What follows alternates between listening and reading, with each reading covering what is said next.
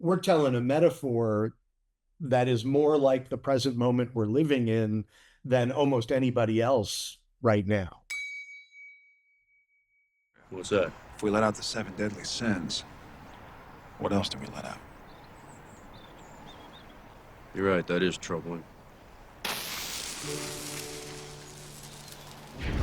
I mean, what I was really hoping for was to correct a lot of the mistakes I made with my show before it, which was Tarzan on the WB. And that was just such a flaming shit show, and the vast majority of it my fault. I really wanted to build a show that corrected those mistakes. Like, for example, if you're going to make a network TV show, you really need to figure out what your engine is. How are you going to generate story every week 22 times a year? Tarzan had none of that.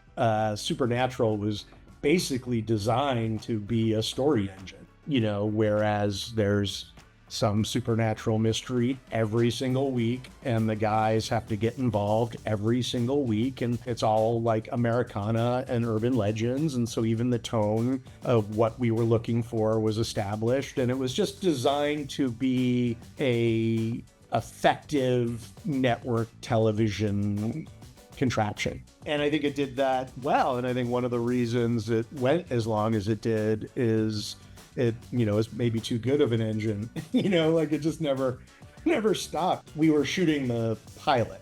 It was a scene on a bridge where like Sam and Dean are talking about their mom, and it's, kind of emotional. And I felt good about who we had cast. They seemed great, but you never know until you know. And that was that scene, watching that scene at Video Village, like that was the minute I knew. Oh shit, like these guys are really good, and you really believe them as brothers. And I turned to Peter Johnson, who was one of the executive producers, and we like both gave each other like the exact same look at the exact same time of like, oh, I think we might have something here. So do yourself a favor and climb in that wagon, or so help me, I will conscript all of your children, and I will re-educate them until they no longer remember your names. My memories of that show, outside of like losing all the sleep in the world because it was such a hard show, the best parts of that show were like sitting in a writer's room with J.J. Abrams and Jon Favreau and watching them like bounce ideas off each other. Like that was just a really fun front row seat. I mean, look, anytime a show's canceled, you shed a tear just because you put so much effort into it. I would say looking back, I feel like my primary emotion was relief. It was such a hard show, and I forgot every lesson I learned with Supernatural. Like, it was completely serialized. There was no engine. There was no clean path, but it was still a network show. Like, had that show been an 8-episode streaming show with a bigger budget, it would have been called The Last of Us. Why would Rittenhouse send someone to a movie studio? Who doesn't want to be famous? I love genre, but I also am really proud of the fact that like I really haven't gone to the same genre twice. I've always thought that time travel was a really great concept for a series, and obviously we didn't invent it. I mean, Quantum Leap probably did it the best, but there was Time Tunnel and there was a bunch of them. And just because, like, again, back to an engine really, is you understand that like every week you go to a different historical period and there's some adventure interacting with famous or not so famous historical figures, and it gives you a structure when you're in the writer's room. Yeah, giddy up! Cut! It was a great experience. I mean, we ended up getting canceled, but that show did find itself in when it started telling stories in history about women or disenfranchised minorities, or like these amazing stories in history that were true, but like most people didn't know about. With pride, I will say that we were the first ones to talk about Bass Reeves, and Coleman Domingo was our Bass Reeves. I think it was a very inclusive show. I think it was during the first Trump presidency. And so this notion that like history is for everyone was, I thought, a really important message. It's Americans that are going to keep us in the army, not the fucking world. It's saving America. Mm-hmm. Pull the trigger. I was passionate about, Garth Ennis comics and was a huge fan of The Boys. And I took a meeting with a producer named Ori Marmer who worked for Neil Moritz. And they basically just to say to him, like, I can't believe you gave Preacher to somebody else, because Preacher was my all-time favorite comic. And he's like, well, we have The Boys. I'm like, oh, I'll just take that then. I think anyone who really knows me and even works with me in the writer's room, they know that my humor skews really dark and I have a pretty filthy mouth. And I love profane humor.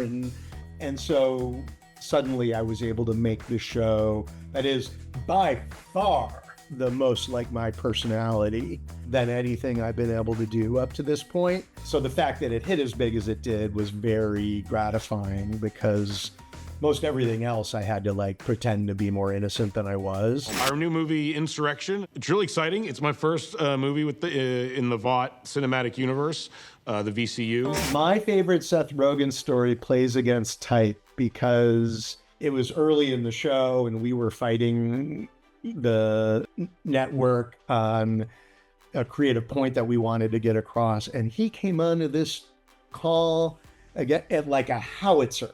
And you're like, that's not the friendly Seth Rogen that anyone, like, this guy is fighting hard to get our creative through. And I'm just thrilled he's on my side. You don't do that, like getting high in your couch.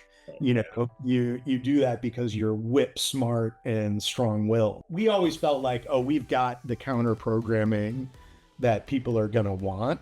And then as the show continued, I think we stayed fresh by always making sure that it was like never about the superheroes. The superheroes are the slick packaging on the outside of the cereal box, but what it's really about is late stage capitalism and politics and how do you hold on to hope and revenge, the corrosive aspects of revenge. The superhero thing is just a metaphor to get to a lot of deeper issues that are really going on in the world, both politically and emotionally. And I think that's what early Marvel did well. I think we started with just the metaphor of it'll be fun to use superheroes to satirize celebrities.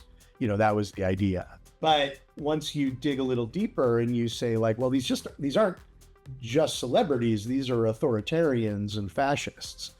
And once you look at, you're like, oh, wow, well, these are authoritarians who present as celebrities.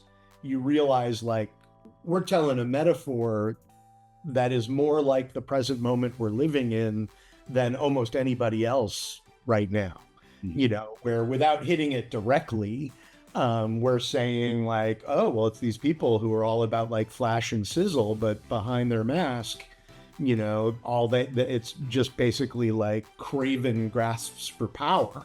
And once we realized that, we said, oh, we're telling a story that's more about the exact second we're living in than almost any show on TV. And so we felt an obligation to run with that ball as far as we could. We're able to talk about issues that a lot of shows can't talk about, and even less now. There's like this cooling effect of people are scared about being political, but someone's got to be the kid in the back of the classroom throwing spitballs, and we're proud that that's us right up until the moment they vanish me. Then I'll be like, I didn't mean it.